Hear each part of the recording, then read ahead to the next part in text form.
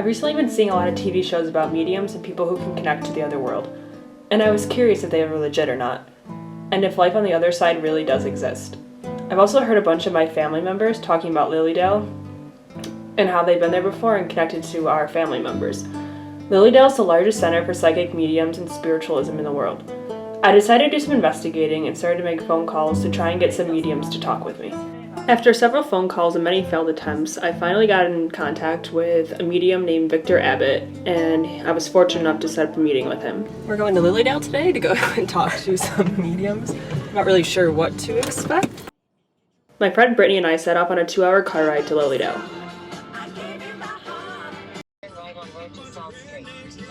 Once we got there, it seemed like a quaint little village with gorgeous, brightly colored houses centered on a beautiful lake. The thing that separated Lilydale from other small towns was the fact that almost every house had a sign that said a psychic medium in front of it. A medium is someone who contacts the people in the spirit world who have crossed over. Mm-hmm. A psychic will get the information from the person sitting in front of them. And which are you? I am, well, the medium is also a psychic, okay. So we are all psychic. Psychic means having an intuition. Once I met up with Victor, he took me on a tour of the town and he gave me a brief history and introduced me to other locals. How did Lilydale start? It started out as the Society of Free Thinkers, mm-hmm. and to get away from dogmas and creeds and things of that nature. Everyone in the town seemed very close and everybody knew everybody. They were very friendly towards me and to the fact I was making a documentary. Nobody seemed to really be put off by it. Hi! Oh my goodness gracious, how are you? Good, how are you? Oh, very well. Sorry. Come on in. Are you here for your course? Yeah. Ladies here that are doing a project on Lilydale. Nice, lovely. Good. You know, we see colors around people, but we think that everyone else sees the same thing. But that is not true. And so when we used to say, oh, how come you're not feeling good today? Well, how do you know that? Well, it's because there is a dark brown around. What do you mean? So people are not. So people's colors change then? Oh yeah, from minute to minute. Like right now, your colors are calmer. Okay, here's one for you. Thank you. And okay, you want me to show you some of the? Okay, the last page. See. This is where you have all the registered mediums. Mm-hmm. And the only reason I am up on first is because it's Abbott. Okay. What you said the process was again for becoming like you have a to go through medium? testing. You have to go through testing. Mm-hmm. You work during the summer, okay, where you give messages to people. Mm-hmm. Okay, like in a controlled environment, like the Stump and the Forest Temple. And then in September or in October, you have to have so many public demonstrations. And in September and October, you go and you test, whereby you have a group of people and people are marking you. Hey, Victor, how are you? Good, how are you doing? Very well. How's your meditation? My meditation? It went really very well. The last one was 45 days Yeah. of silent retreat. Yeah. You're able to talk now though, okay? Now I'm talking a little too much. Yeah. They're doing a project on Lilydale and on mediumship. Oh, a okay. school project. He's a good one to talk to. yeah. Oh, well, you're a very kind man. Sure. Let me introduce, can I introduce Sure. you? Okay. This is Allison. Hi, nice to meet And you. this is, Hi. How you doing? sorry, Nice to Joanne. meet you. Nice to meet you. Was it Lindsay? Brittany. Brittany. Hi, Brittany. Nice to Mike meet you. and Joanne. Nice to meet you. Yeah, and oh, I need a rake. I gotta go get a rake. I gotta rake my the front lawn. Yeah. You don't have a rake? I don't have a rake. You can take a picture of my bees. Okay.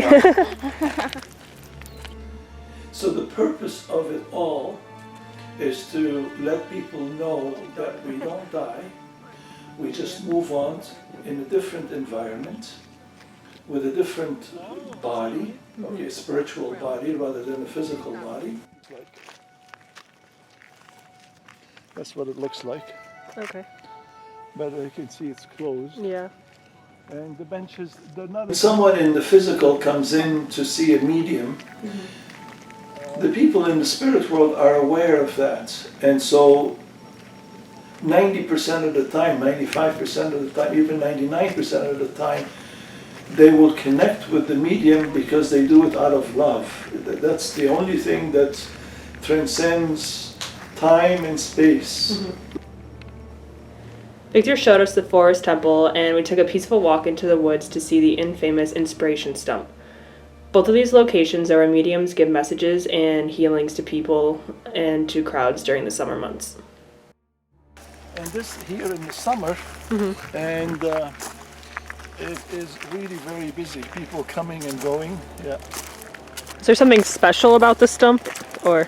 Yes, this is where people have been gathering for over 100 years, 150 some years.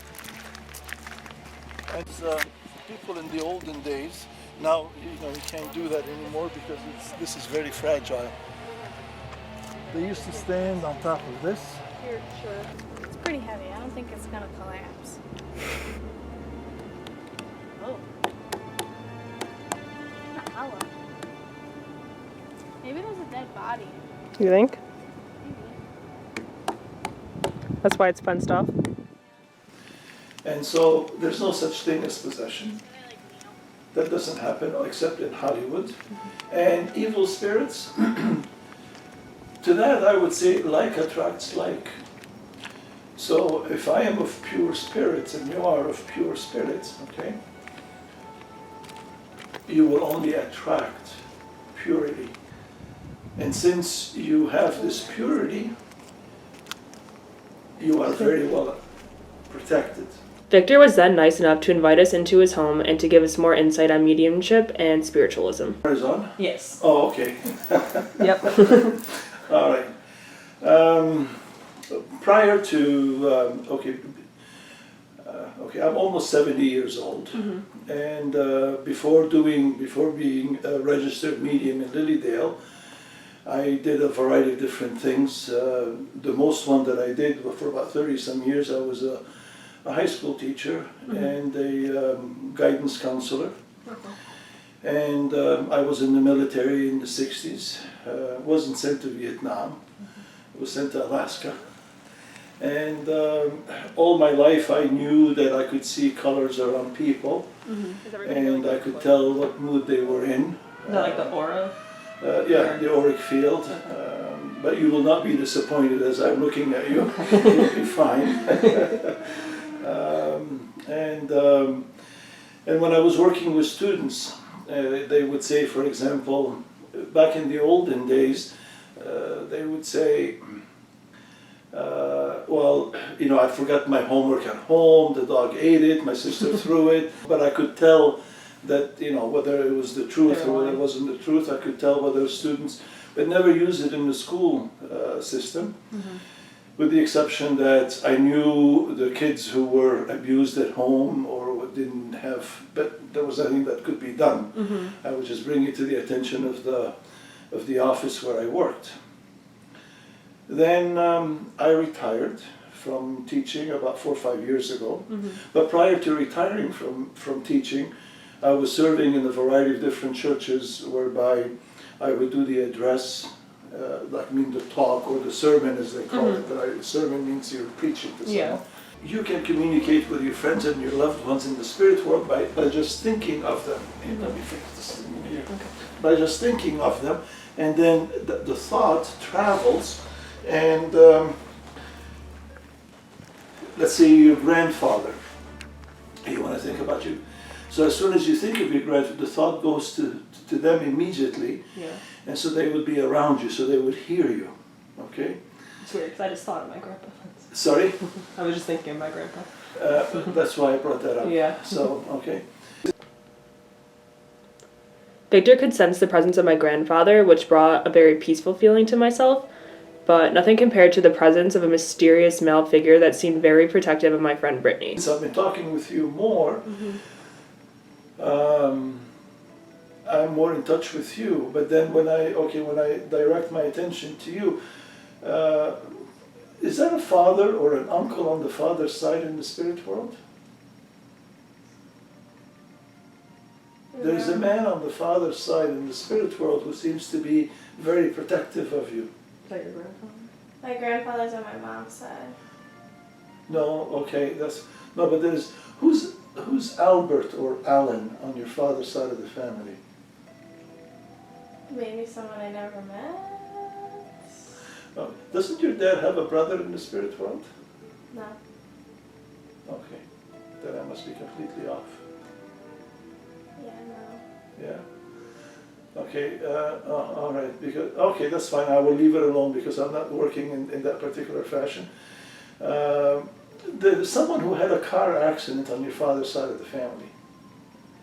You may not remember it now, but when you go back home, that particular person is very much plays a protective role with you. You'd have to ask your dad. Someone on your father's side who passed because of an accident of some sort. But I'll leave it at that. Okay. Personally amazed by Victor and his gift, but was still not completely sold that there's in fact life after death and that humans can connect to spirit.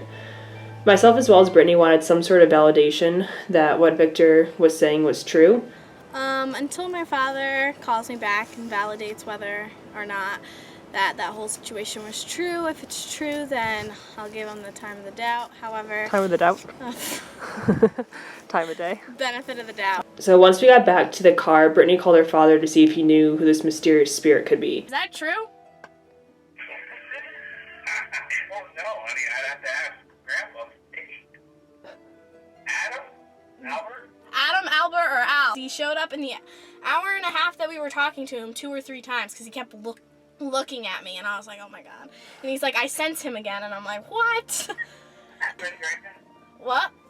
Have you been drinking? No, I'm not drinking. This is a serious thing that we did today. I don't know, honey. I know. I'd have to ask Grandpa upstate. Figure out what that thing was. It's real? No way. Calling about dogs and shit at the Humane Society, and she forgot to call you. Oh my god, that is really Albert weird. Latimer, right? Was his name or something? Was? Yeah, he Yeah. said it was either Albert, Al, or Adam. Yeah, it was like 10, 11 years ago, Grandpa said. Oh my god. How did he die? Oh, he didn't say. Oh, that's weird. But he said, oh yeah, yep, that's him. Get the fuck out of here. He's like, yep. That is so weird. Well, I'm glad that since Mommy and Daddy aren't up there to help you too much, that somebody is out there looking out for you. yeah, at least he's watching me. After reflecting on my experience in Lilydale and meeting with Victor Abbott, I'm definitely more of a believer in mediums and their amazing talents, and that life after death may actually possibly exist. I'd like to continue my journey by talking to more mediums and spiritualists in the future and to get more proof and evidence that this actually does exist.